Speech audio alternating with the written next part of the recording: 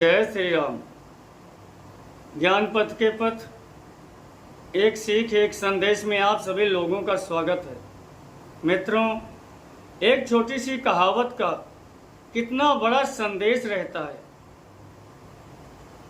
उस कहावत की सीख क्या रहती है, आज हम इसे जानते हैं। एक छोटी सी कहावत है। गांव में बड़े बूढ़े लोग कहते थे, बाप निठल्लू माई करकसा, बिटिया का घर उजड़े बसा। इसका अर्थ यह होता है, इसके एक एक शब्द का अर्थ बताता हूँ, तब आप लोग अच्छी तरह से समझेंगे। बाप का पिता, बाप अलग अलग भाषाओं में लोग ऐसे ही कहते हैं। निठल्लू, हमारी अवधी भाषा में निठल्ला उसे कहा जाता है जो लापरवाह हो, गैर जिम्मेदार हो, अपनी जिम्मेदारी को समझे ही ना, उसे निठल्ला कहा जाता है। तो पिता गैर जिम्मेदार रहे और माता करकसा। करकसा का मतलब होता है कि बहुत तेज आवाज में बोलने वाली, चिल्लाने वाली। उसे करकसा कहा जाता है। जो औरत बहुत तेज आवाज में बोलती है उसे करकसा नारी कहा जाता है। अब इसका तात्पर्य हुआ कि जो औरत असभ्य है, बदतमीज है, संस्कार विहीन है, पूरे घर में कोहराम मचा कर रखती है, दिन भर चिल्लाती रहती है, ऐसी मां को करकसा मां कहा जाता है। और पिता गैर जिम्मेदार रहे। इन दोनों की परवरिश में जो बेटी बड़ी होगी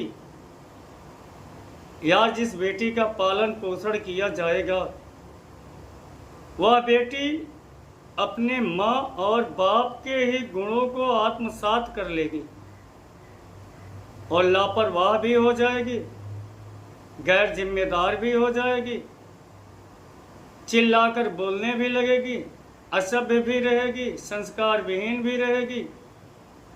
और जब वह शादी के बाद अपने घर जाएगी, ससुराल जाएगी, तब ससुराल अगर पहले से ही बहुत अच्छी है, बहुत अच्छे लोगों की है, उसके बाद भी उस घर को उजाड़ डालेगी, क्योंकि काम तो करेगी नहीं, लापरवाही से करेगी, गैर जिम्मेदारी से करेगी।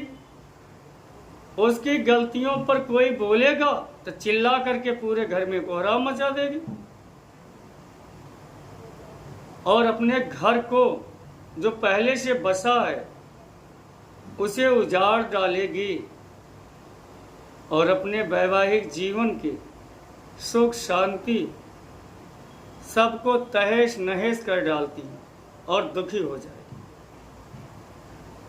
इस कहानी के पीछे का संदेश यह है कि माता पिता सदैव अपनी बेटी को अच्छे संस्कार दें और बेटी को अच्छे संस्कार देने के लिए पिता को कर्मठ और माता को सभ्य, संस्कारवान, सरल स्वभाव का होना ही पड़ेगा।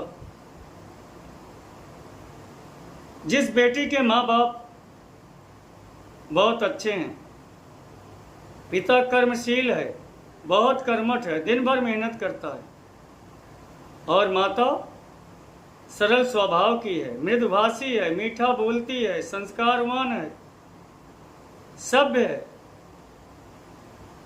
उनकी बेटी जिस घर में जाएगी, अगर वह घर उजड़ा भी रहेगा तो उसे संभाल करके दोबारा से अच्छी तरह से सजो देगी, उपवन के जैसा बना देगी। अगर ऐसा जो नहीं करेंगे,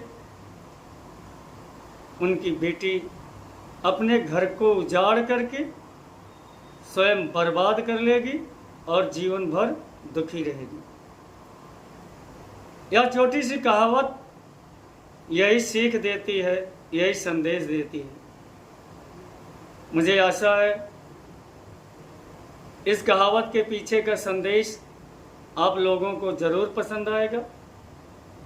अगर आपको पसंद आता है तो हमारे चैनल ज्ञान पथ को सब्सक्राइब करें, कमेंट करें, लाइक करें। इन्हीं कामनाओं के साथ सभी मित्रों को जय श्री